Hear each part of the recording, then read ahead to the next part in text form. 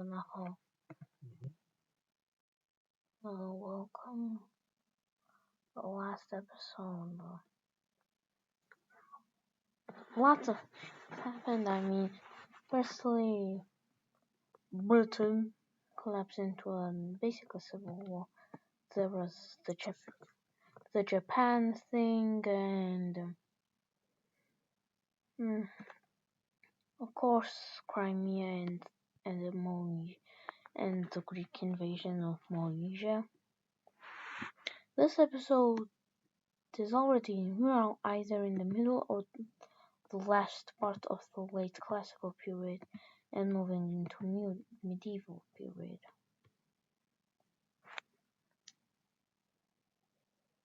Oh, by the way, some parts of the Iberic Empire, I forgot that some parts of the Iberic Empire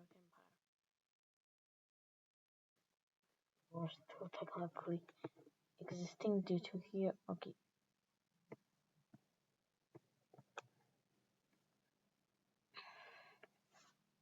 Now in this episode we're going to start with good old exploration. Ethiopian troops move into the south and Nubia expands. The Nubians expanding here, capture here, yada yada yada. Normal expansion. And this very underpopulated Kenya trading region moves down south, capturing Zanzibar and the other areas.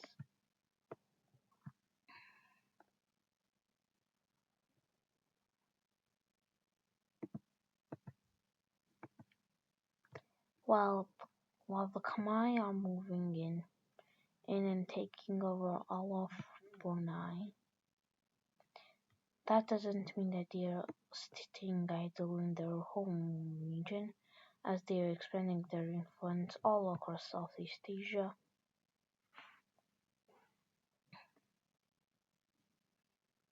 And finally, we have the Middle India being colonized by the Bengal Empire here, by the Central Indian Kingdom here, and the rest is somehow still independent.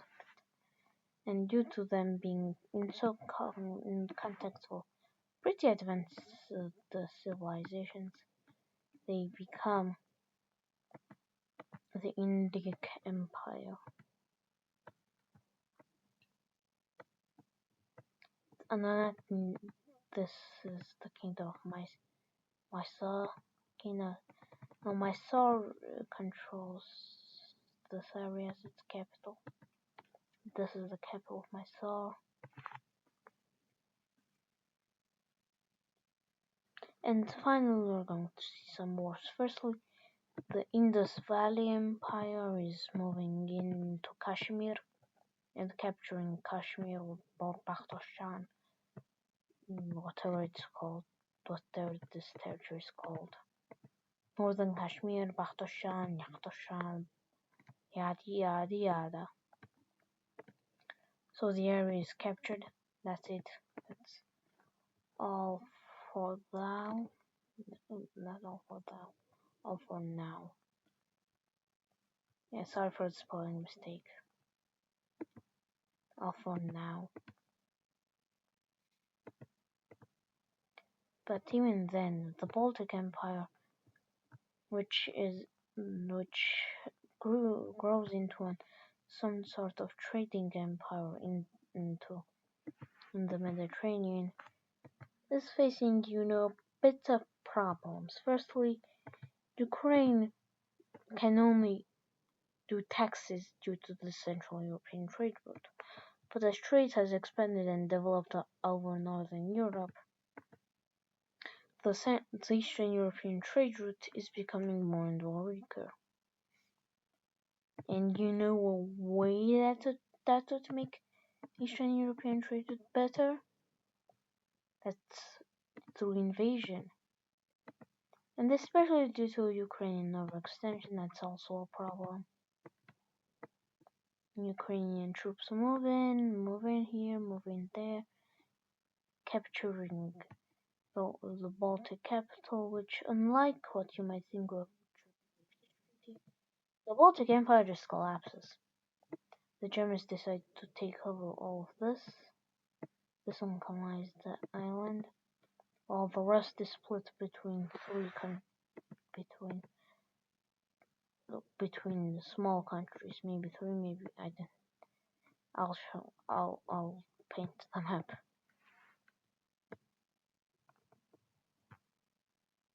This is somewhat like this is a pretty long time.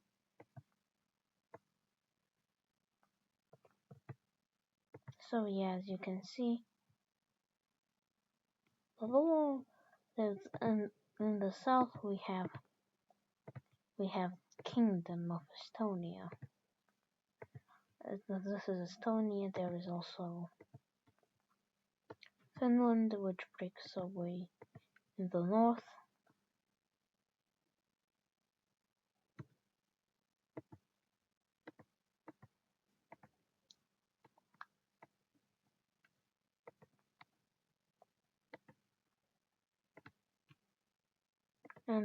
And in Sweden,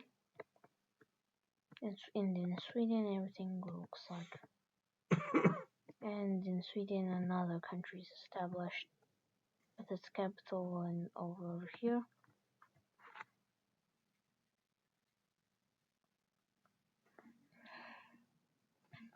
With those Nordic things, we move into East Asia, where tensions are growing. Korea is now over time overextending its trade profits, and its government are failing. And you know who would take advantage of that? China, as like this area, Outer Mongolia, Maya, and whatever this country is basically split up for the Koreans. They don't really care about defending Korea. I mean, so they betrayed the pact, but it was like the pact was in fruition for hundreds of years, and it was broken right now. Chinese troops move into northern Korea, and they just take over whatever they occupied.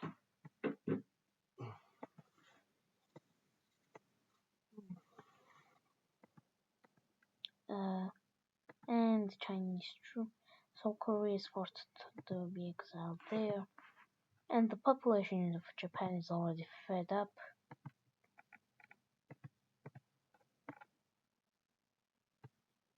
So they revolt into the first actual Japanese kingdom. This was northern Japan, and this was Tokyo.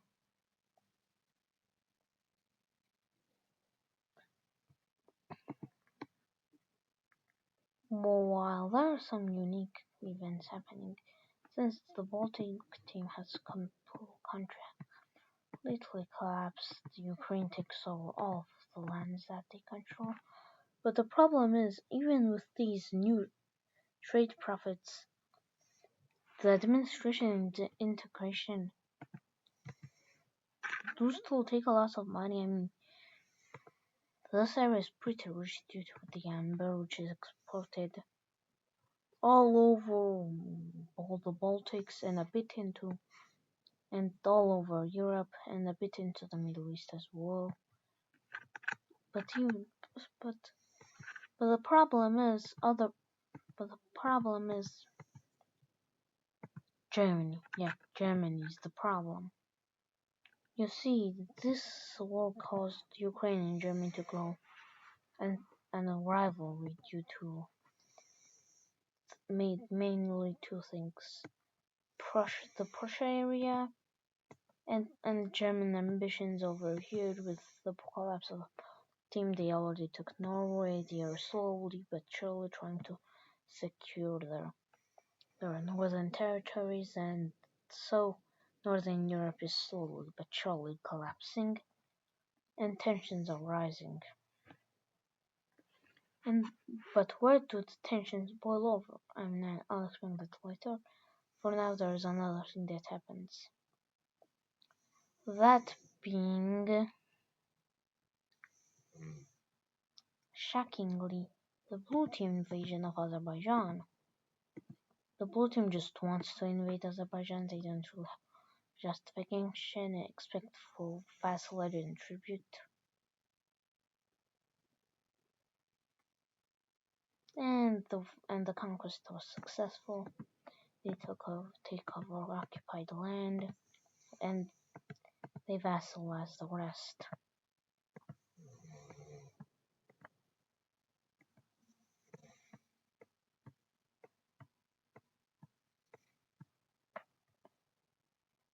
While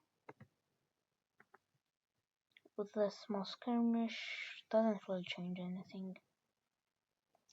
But what does change almost a lot of things is the Polish War, so-called Polish War. Actually, it's not really the Polish War, as Poland, as the Polish identity is still in its infancy, and Polish culture in this time is still in its infancy, and is currently split between the Balto-Germanic people and the German. So modern day Poland has two types of people. You have the people descended from Ukrainians, you have the people descended from Germans and Baltic people. But we're talking about the Ukrainian Poles. And they revolt, they quickly take over their province, and Germany decides to aid them in return for vassalage or so. So Poland becomes a protectorate, and boom, Germany captures the city. But the main thing is on the navy.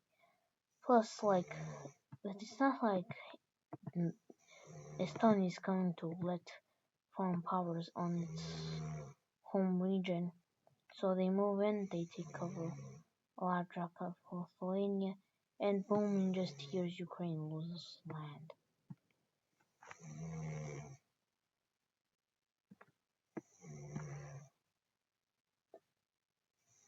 Eventually, but that doesn't change anything. Large as German troops still move into the Baltic, Estonian troops are forced to fortify along these lines. Plus, there's some amber here. That doesn't change anything.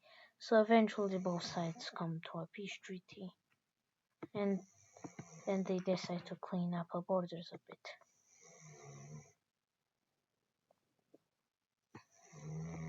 These areas are given to Germany, and the rest is under the Estonian sphere of influence. With Ukraine realizing it's cooked, it surrenders. In return for a bunch of money, actually. And not through bribing, it just says, give me money in return for surrender. Basically. In their own alternate language.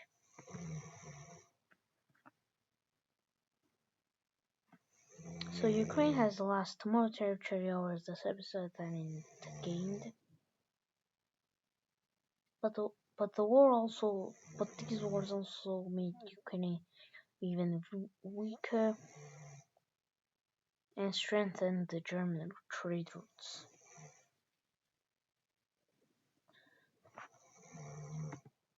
And that's actually a problem for the Ukrainians. So the Ukrainians move into the steppe, specifically the Volga Russians. They have successfully integrated this area for basically centuries, maybe even a millennium. This area is now a hybrid culture between the original Russian tribe and the nomadic empire's culture, and their cultural history is complete, and they are conquered by Ukraine, which annexes them completely.